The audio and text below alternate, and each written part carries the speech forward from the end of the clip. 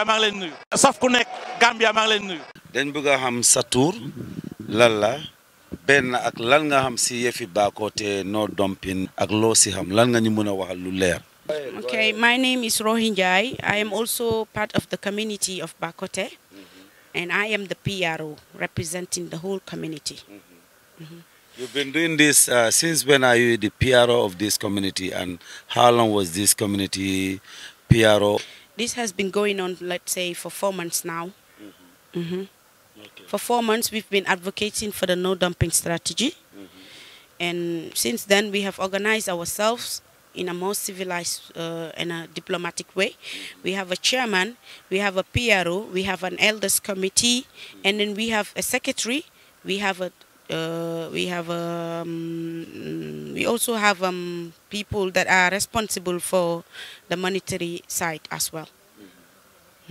So for 4 months, after 4 months, what development have you people achieved? What are the strategy? Who did you guys approach when you formed this community? Well, Alhamdulillah Rabbil Alamin. I would really love to go into that because it's a good question. We have achieved peace, I can call it. Because if you can be in an environment less than 4 months ago or before 4 months, inhaling smoke, breathing bad odor, if you can sit for 4 months now without inhaling smoke and breathing a fresh air, we call that a good cause, and then we thank Allah for it. So have you people make any steps, any movement? Did you people approach any authorities that are, that can help or can make a change towards your demands? Well, we have approached the responsible protocol. Before we even held the protest, we went through the right protocol. That is, we went to get a permit through the right office. The office that gave us the permit was the office of the office that is in Banjul, the police. They gave us, yes, the former, I think it was the former IG that gave us the permit. That was when? For which one? It was the first permit we get. We have not held a second protest. All right. We already held just one protest, and that was the protest that we held that woken up the whole Gambia and the whole world. I can say. We went through the right protocol, we went through the right ministries, we wrote to KMC, we wrote to all the ministries that are involved.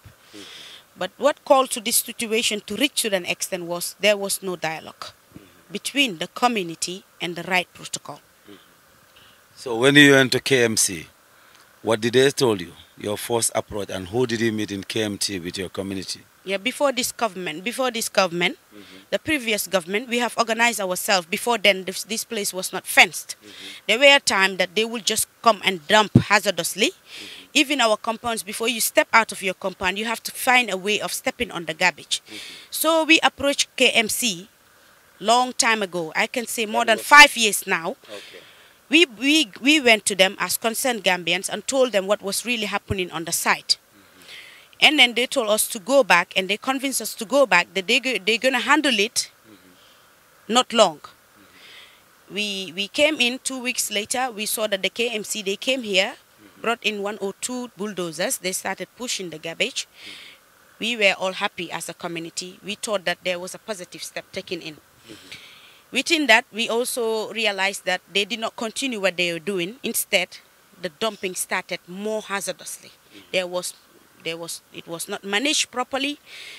The trucks will dump anyhow they want. This was what triggered the community to range 4 months from now to start pushing on and then putting our concerns to the right authorities to know really what is going on. So what brings today's anger, all this confusion or, misunderstanding or miscommunication, whatever you might call it, what brings today's tempo? Yes, what triggered the anger is, as a community, we feel that our rights and our demands are not being reached, and we have not reached to any possible solution together with the government responsible. So what they did was today, I can tell you that the Serekunda market, they held setsettle there. And after holding the setsettle, they organized their own youth wing, which I don't know where it is from. They came with their trucks, with the permanent secretary of the local governments. He came forcefully, without our attention or without approaching the right track. He came and opened the gates forcefully. He entered, he was in the front line. The truck was together with him. He went down to the ground and said, I am in a more authority to tell you what to do on this site. That dumping will continue today. That was what triggered the community to start getting angry, telling him that you are in a position at that seat, but we are the people that put you on that seat.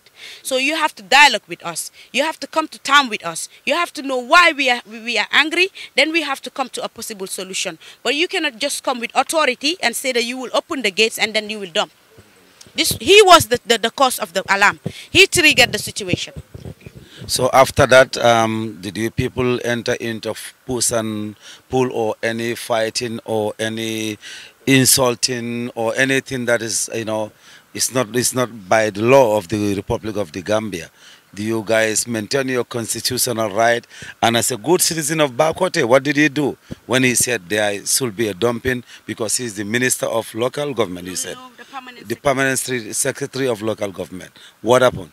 What happened was, as soon as I received the call, I was sleeping by then.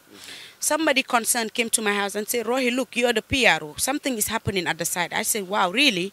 That was when I stepped out. I came inside and then asked the people who is really responsible before I took any action. I said, who came in and who break what and who opened the door? They pointed him to me. Then I greeted him nicely and politely, introduced myself and told him I am the PRO. Don't look at my size. But I can convince my community to come to terms with what you want. But first of all, you need to step out of the site. And we go outside and dialogue. That was when I walked with him to his car. And then the presence of the KMC PRO also was there. What's his name? The lady, Okay. the PRO of KMC. During the time we started all this protests, we never saw her, and then we never see her giving her role as a PRO. See, well, I even told her today that your job itself, you are not even given the chance to do your job, which she agreed with me. Then that was when the permanent secretary. Time of Jammeh or time of now, now. And She agreed. yes, she agreed. Okay. Then I said, okay, permanent secretary, as you said, you are the permanent secretary. Why did you What's come? the name of this person? I don't know his name because he did not even introduce himself to me. Okay, all right. Okay. So he came and he started talking. I said, well, sir, listen. This is what happened, transpired in your absence. This is what happened. This is what we have walked up to this level. You cannot just come today with your authority and say that you will open the gates of people because this is our community. These are our permanent homes. We are the people affected. You needed to go through the right protocol as we have done. As a community, we also have the right to demand for people to come to the right people they need to channel before they take their authority on this. And I tell him, before you even came, there are other authorities that came here. And all the authorities that come here always used to be KMC. They will bring their KMC police. They will use force. Let's say less than 1 week ago, they opened the gates forcefully. They break our padlock. They remove our banners. I came and talked to them and there was peace. I told them you should have talked to me first. If you have talked to me, you wouldn't have touched the gates. If you tell me we are here, we are assigned. I told them who assigned you. They said we receive orders from high up there. I tell them who is high up there. We are not Gambians that are sleeping. We need to know who gave you the authority to come and open the gates.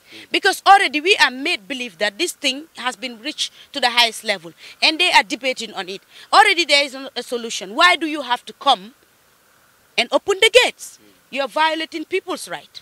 These are our permanent homes. The dump site belongs to the community. It is part of the community. You cannot just remove it out of the community. It doesn't matter whether it is in Manjai or Bakoteh. What matters is right now it's a country issue. Because every Gambian brings in their garbage here. Either we know it or not. We did not just hold the gates to affect other Gambians. We are trying to showcase to the other Gambians, let them know the effects of what this garbage we are generating, what it is causing to the people that are directly connected. They opened the gates like 2 weeks ago. I tried to maintain my community. The gates were shut and they went peacefully. Today, he came with his force. I tried to talk to him on the car. And luckily, he was so lucky that I told my community not to insult him, not to violate his right. The only thing they did was somebody took mud from the ground and just rub it on his car. I told him, since this is the mud that you get, I think it's better this cause for an alarm that you should go back to the people that sent you and told them that we need dialogue. Okay. The only way to reach to a possible solution is by getting dialogue. Right. You cannot just come with force and invade on people and tell them this is what you will do. We needed dialogue. We called for dialogue for more than 4 months. But with who? Who did you call and this dialogue? Just tell me, be frank to me on the camera. You calling for dialogue. I can hear the word dialogue, dialogue. That means you want a peaceful resolution of all these matters. Right. Who did you guys talk to? Did you guys wrote a letter to either the KMC, the president, the minister? Who did you guys ask for this dialogue and why this dialogue is not happening? We wrote a letter to KMC and a proposal attached to it. And KMC said it was a mediocre. That means we were too low to decide on what they would do. This was when? Yes, this was, let's say, 3 to 4 months ago. Okay, and then? And then we wrote a letter to the Ministry of Local Governments. We wrote a letter to NEA. We involved all the stakeholders. That's right. And then when we went back to them to get back the feedback, they told us, one of the personnel there told us that we need to, at the local government, said that we should write a silent copy. Okay. Silent copy means we have to bypass all the protocols. You understand? When you have done your irresponsibility, then now the irresponsibility, you want to attach it on someone. They wanted us to do irresponsible job. We said no. We went through the yes. We went through that, and then Mr. Diba, the minister, I think for environment or whatever, we met him as well. The first day he stepped here, his approach was that they will use this place to dump. It was only today that I hear positive things from him that they have already signed in a contract with another company that they're going to handle this place. But before then, they never accepted dialogue from us. I don't know for what reason. Maybe we seem. So are you satisfied when he says they already signed a contract with another company? On that side, Lamin, we were satisfied. But when then they came to saying they called us for a dialogue, we did not see the dialogue held. Did they call you? Yes, we went to KMC today. Less than 3 to 4 hours. We are from meeting. We were from meeting 3 ministers. Yes, we met 3 ministers. Who and who? From the health, from the environment, and from the interior. Okay, health, environment, interior. Yes, and we met with the KMC Lord Mayor and the KMC CEO and the IG and all the protocols. They said to us that these are the highest ranks of the government. The only person that is not here maybe is your president. We said fine. Right. You call us lu olof di wax ne kula o bu la joxut wax la da ngeen ñu o pour ñu waxtaan léegi ñun dañ leen di déglu si process yi déglu bi ministre bi advocate pour ñun tamit ñu wax. Which minister? That is the interior may fati mu advocate pour ñun tam ñu wax bi mu waxee pour ñu wax ñu jox floor bi Jeng. Jeng is the director for the Trusted Associates. They came in with this proposal to the community. Bi ñëwee Jeng bugg a wax ñu start di cut Jeng. You understand? Matthias suma piece still. I'm the PR. Why still I'm a maintain. Was Jen talking in respect? No, Jen was talking in respect, trying to bring in the minister on board on issues yum don wax agree nako ak ñun ak waxtaan yum waxone dina fi ñoo am meeting ak ñun. Dafa am yum buy aside. Jen mu try di ko indi on board.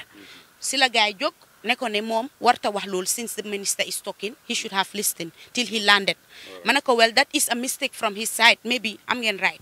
But then still su fekkee da ngeen ñu opp dialogue da ngeen ñu war a déglu ñun tamit waaye du ñëw rek ngeen ne ñu ne ok you are part of the community yéen a represent seen community léegi da ngeen ñu war a jox this mandate ne yéen community bi you are here to represent them so léegi ñun lii lañ am on table we have already signed a contract and then we want this place to be reopened for dumping ñun luñ leen doon wax mooy comme que sign ngeen contract bi alhamdulillah ñun luñ bëggoon mooy fii ñu tekkee ko mbalit bi ne waxuñ ne no dumpi rek waaye nañ gis ne liggéey nañ already problème bu fi am léegi ngeen ne da ngeen ko bëgg a liggéey léegi ñun tam dañ am luñ bëgg te ñun kese duñ mën a jox the voice for the whole community.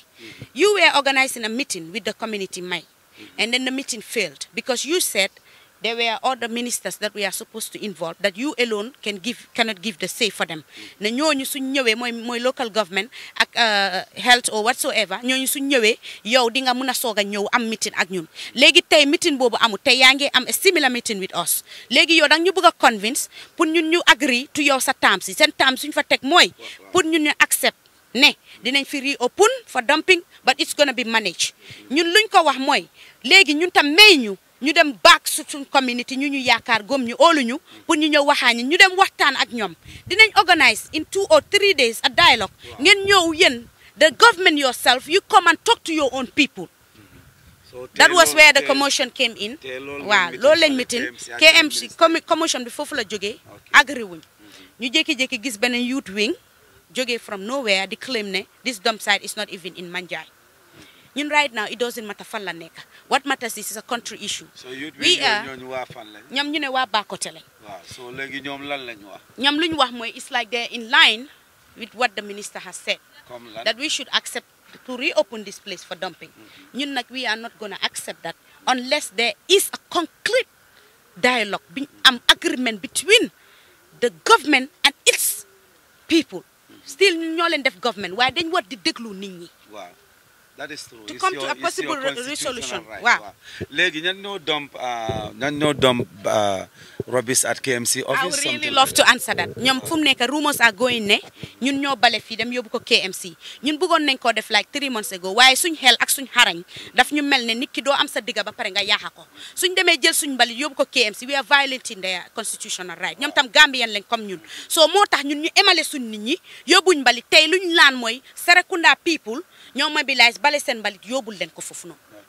yow lan sa one way forward lan nga bëgg a wax authorities yi nii way forward bu nga xam ne yow ñu la ebal loolu ngeen bëgg a doxee. my one way forward is one dialogue. and let the government dialogue am na léegi. dialogue am na waaye solution amangut. solution boobu mooy li ko indi mooy let the highest authorities ñi foog ne ñoom ñoo amee Gambia nañ ñëw toog. with the community waaw ñoom ñoo ko amee léegi nañ ñëw toog ak community ñun loolu rek lañ leen ñaan ñu ne leen léegi wax ngeen ñu lii waaye ñun mënuñ leen la jox agreement ne li ngeen ñu wax li ñu wax mooy ñun pour ñu jox leen di assurance ñoom la ñu wax mooy ñu jox leen di assurance ne fii dinañ ko reopen léegi biñ leen waxee ne ñun dañ nit tu waxaat pour ak suñ nit ñi disappointment bi foofu la ñëwee may mu ne comme que ñun mënuñ leen a jox di assurance kon ñun what was the use of the meeting ñu ne ko wel ñun tamit dafa am ñu yaakaar teg ñu seen kanam ñun tamit duñ mun a ñëw rek ne waaw ok agree nañ ak yéen te yéen demu leen gis the whole lot behind ñun we are just people in front waaye ñun tam dafa am ñoo xam ne ñoom ñoo ñu boot ñoom ñoo ñu jox voice. ñu leen boot tam bëgg naa la laaj is it because yaa ngi ma wax ne beneen youth wi ñoo génn. so ñu leen boot mën nga maa wax ban area la is it Manjai. ñun suñ slogan soo ko gisee suñ papers yi you can see clearly dañ ne Bakoteh Manjai dump site because we feel that we are the 2 areas that are directly affected. That's right. Mënuloo génne Manjai si biir Bakoteh Taliban ñu xaajale te fii nii already ñi fi dëkka gom nañ ne fii Manjai la so ñoom suñ buggee ñëw ne fii nii lii nii du problème yi Manjai problème yi Bakoteh la then ñoom where the day one Bakoteh youths yi doon mobilize ñëw fekk suñu fii because we are also working with Bakoteh youths so ñoom xaw ma ñoom fan lañ jógee because our chairman himself is from Bakoteh. No problem léegi bugguma la dok ñuy seetaan programme bi majority of them are in diaspora if they says lu tax defu leen li time Yaya Jammeh looy wax ñooñu. Because alhamdulillahi rabbil alamin during Yaya Jammeh ñëpp dañ believe ne no Gambian has the voice to view out your problem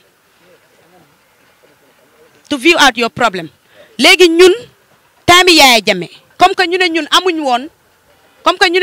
woon the voice léegi ñun we voted for change we voted for a new Gambia boobu ñëw nañ with the assurance of democracy let them start to listen to the demands of their people this is not a political movement ñun we are not doing this for politics we are not doing this for any other reason but just for the security and the safety of the livelihood of people that are directly affected in this matter. What's your name again? My name is Manjai and I'm the PRO. Manjai, PRO, well said. Degan and Sidam guy, you all hear what Manjai said. It's not politically. They're just doing it for the people of the Manjai area, Manjai Bakoteh area. Well, let's go follow up with Honorable Yankuba Koli. Ministers, I hope you'll give us chance.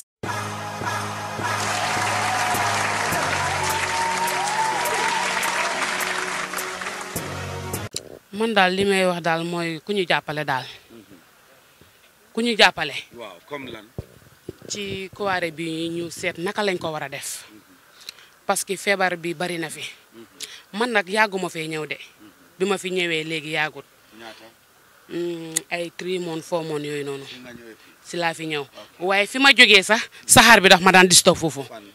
maa ngi jógee woon naka la Seno.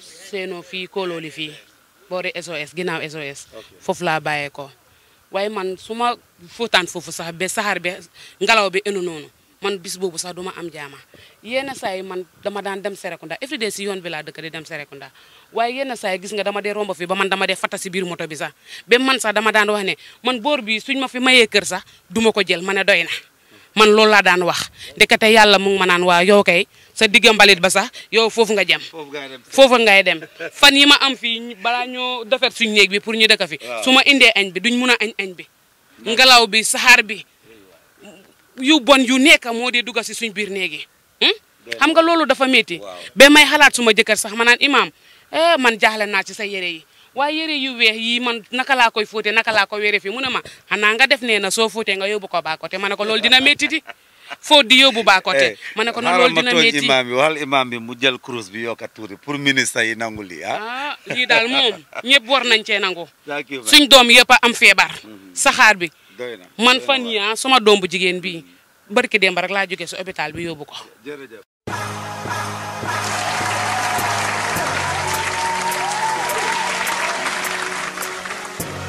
yéen lanaay seen taxawaay yéen ñu nekk fii résidence yi lan ngeen bëgg a wax autorités yi ak lan lañ nangu lan lañ def waaw ñun lu ñu soxla mooy comme soo gisee ñu ne na fi jógee parce que dafa neexul ñun mi dëkk boor bi ñoo la mën a lan lañ di fil boor yi nii am na yeneen site yoo xam ne soo fa demee bro doo fa mën a jaala ndig xet bu bon booy na boor yi sax moo dee génnee saxaar waaye am na yeneen site si gannaaw bi la xet bu bon ba fa dee nekka on a sanga dafa neexul du mën a lekka sax doo mën a nekk si kër nga am jaama si biir xam nga si biir kër bi on sanga dafa néew dañ soxla comme laay suñ ko mënee ñu utal ñu beneen solution boo xam ne bagage yi daf fi génn ñu utal ko beneen place boo xam ne fu lañ ko mën a jamee xam nga ñu dem sànni ko fa moo gën parce que ñii lii dafa néew si ñun da ngaa xool fii ñaata lopitaan baa ngi nii Bakoteh fii booy school yaa ngi fii nii ay noori school yaa ngi boori bi nii xam nga SOS bi nii su saxaar bi génnee fii kenn du dee mën a jàng ñëpp a dee dem te dañ ne xoolal xale yaa tax ñuy wax nii rek soo gisee ñuy dem ñun defuñ ko pour ñun du yaa tax ñu koo def xam waaw ñun dañ soxla rek comme gouvernement bu es bi rek ñu génnee xam nga rek ñu génnee fii lii ñu tray ñu sànni ko ñu moo gën daal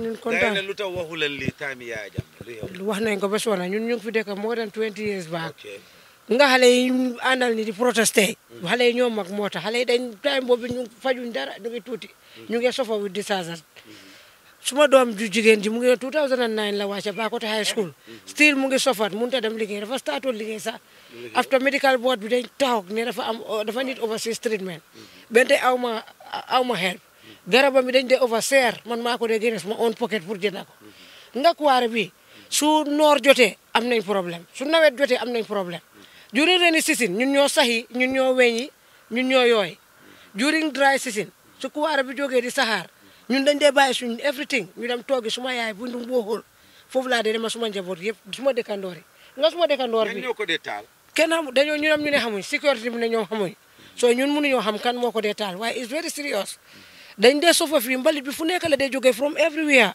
gis nga MRC sax seen pin si seen bagage yëpp fii lañ ko dee tuur could you believe su ko fee su taalee ñuy war a nokki loolu di ko inhale many people here they are affected because of this kuwaare nga during dry season su mbalit bi taakee ñun duñ dee mën a toog si suñ kër yi dañ dee am pour génn out di nga taxaw ma taxaw suñ néeg duñ gisante because of saxaar bi ak smoke bi soo teg lalee darab tey génnee ko ba teg ko dugal ko si ndox di fa lañ dee dafa xonxa cuur ñuul kuk doo mën a understand suma doom bu jigéen baa ngi nii maa ngi ñaan government bi nañ ma dimbale seet naka lañ ma dimbale pour ñu ma mun a xam naka laa ko faje mu ngi nii depuis since 2009 la wàcce school Bakoteh high school startoon na liggéey OTT international sax waaye after mu ne ma yaa du ma mun a dem su ma demee dama dee nekk di càng si yoon bi may fata lu nekk lañ ko test MRC rifa ko mu def ay tests def lu nekk after si la ma docteur bi wane board bi nañ toog board bi toog ñu gis ne fa nit overseas treatment since 2015 January since now aw ma benn help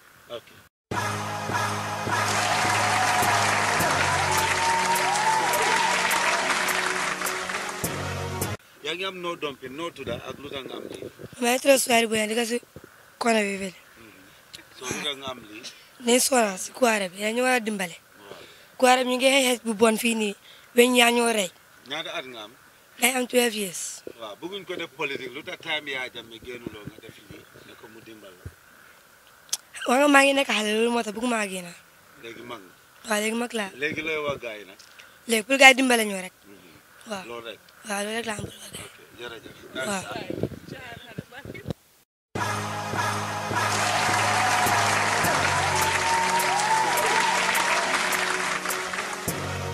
Once again, it's a pleasure having you all watching this program. We saying thank you for taking your time to spend your time. We enlighten things for you. It's your duty now to elaborate it. Thank you. You heard of the lady who is the community PRO in Bakoteh, Manjai, and we met up with Honorable Lord Mayor Yankuba Koli. He gave us his side of story. Those are the people we can get so far, but we'll be looking forward to meet up any of the ministers or their permanent secretary to tell us they are part of the story. Allah barka bake mbadingoli aliya mele wo muso min nadi amata wala keta Bakoteh ning Manjai community la PROT abadoyari nyaaw nya katelom PROT oto mbafala barka diko wax jerejef koku moy PRO bu Bakoteh ak Manjai community residency pour dumping affaire bi si lol tam am nañ opportunity ñu meet Lord Mayor Yankuba Koli mom tam wax nañu part of his story lum am ak lu ko naxari ak way forward am bi dégg ngeen lepp na si Yankuba Koli di leen waxaat itam ñu ngi ut forward fan yi daal di ut ministre yi mbaate permanent secretary o ñu nga xam ne xam nañ leneen si biir lu nekk si Bakoteh tamit di leen wax jërëjëf once again Choice Africa TV la fact finding mission la ñoo def wasalaam peace and love comme nu ma leen ko waxee love for the Gambia rek